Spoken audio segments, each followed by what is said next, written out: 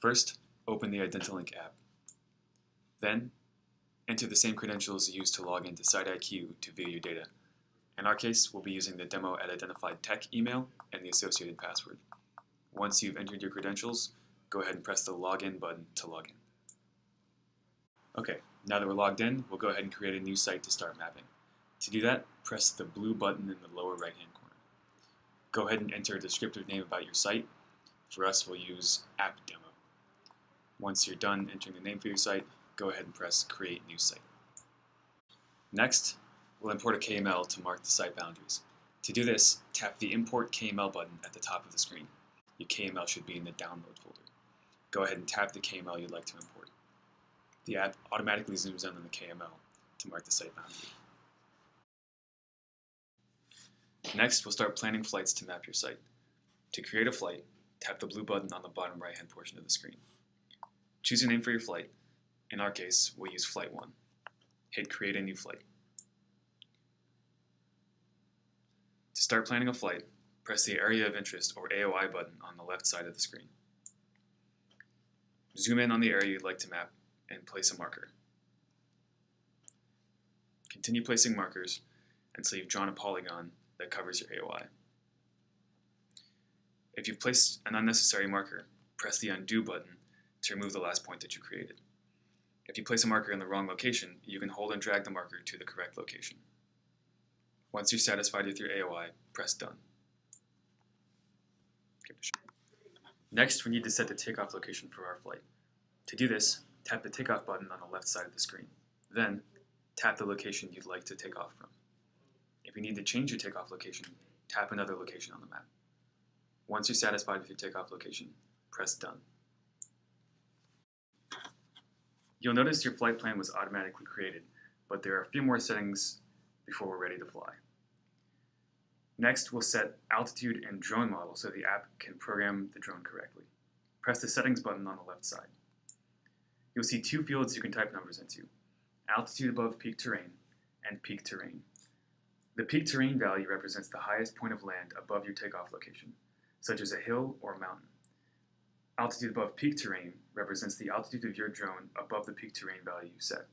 The FAA limits this number to 400 feet. Our site is relatively flat, so we'll leave the peak terrain at 0. Our site is also small, so we'll lower the altitude above peak terrain to 150 feet, so we can collect higher resolution data. Make sure the drone model is set correctly. In our case, we'll be using a Boomerang Model 3. Once satisfied, tap Save. Next, we'll set the heading of our drone to create a more efficient flight path. To do this, press the heading button on the left side. Tap the plus button to rotate the heading clockwise. Tap the minus button to rotate the heading counterclockwise. To change heading by a large amount, long press the plus or minus button. Try to get your heading to lie parallel to the longest edge of your AOI. Once satisfied, tap the heading button again. Notice our AOI extends slightly beyond the KML boundary. Your AOI can always be modified without changing other settings. To do this, tap the AOI button on the left side of the screen. Next, hold and drag your markers to line up with the KML.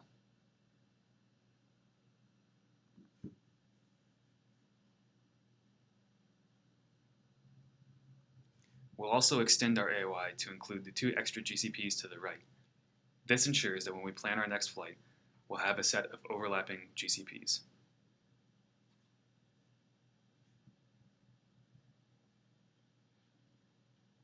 When you're satisfied with your new AOI, tap Done. The ribbon at the bottom of the screen displays flight information such as flight time and expected number of pictures. You can scroll through this information at the bottom. Ensure all the numbers are either white or green. If any numbers are red or yellow, you have exceeded the limits of the drone, and you must modify your AOI or flight parameters. Once you have verified flight information, tap Save Flight at the top of the screen. Next, we'll start planning our second flight. Tap the back button at the lower left portion of the screen. You'll be prompted to save your flight to ensure you don't lose your flight plan. Tap Yes to save your flight. Next, you'll be on the site page, where you can view all of your flights. To view your flights, tap on the 3 lines in the upper left corner, or swipe in from the left.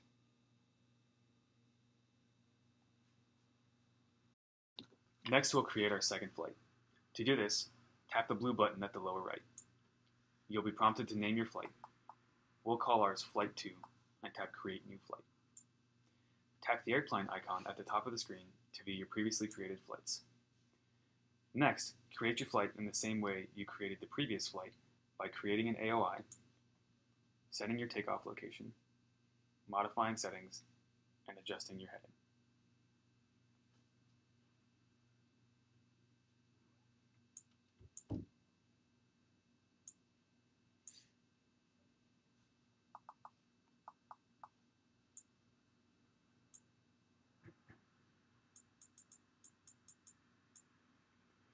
Ensure the white flight path of your previous flight and the green flight path of your new flight overlap.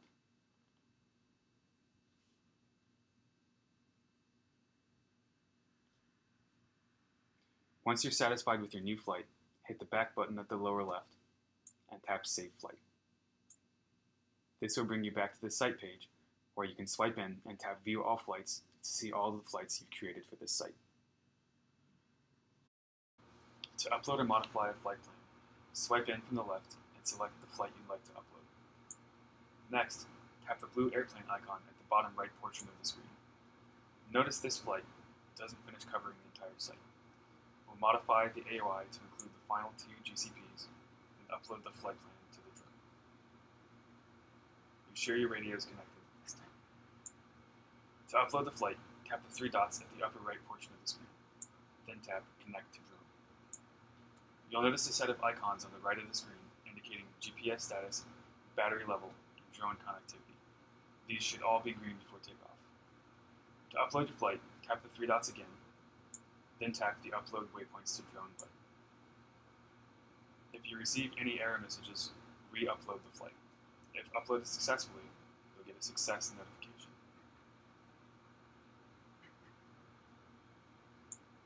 To verify your flight plan was uploaded correctly, tap the 3 dots again and tap the Download Waypoints from Drone button.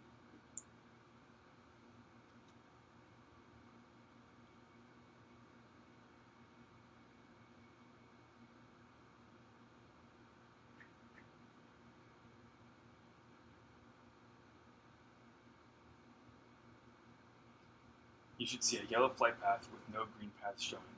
This indicates that the correct plan is uploaded. Once you've verified this and checked that all the status icons are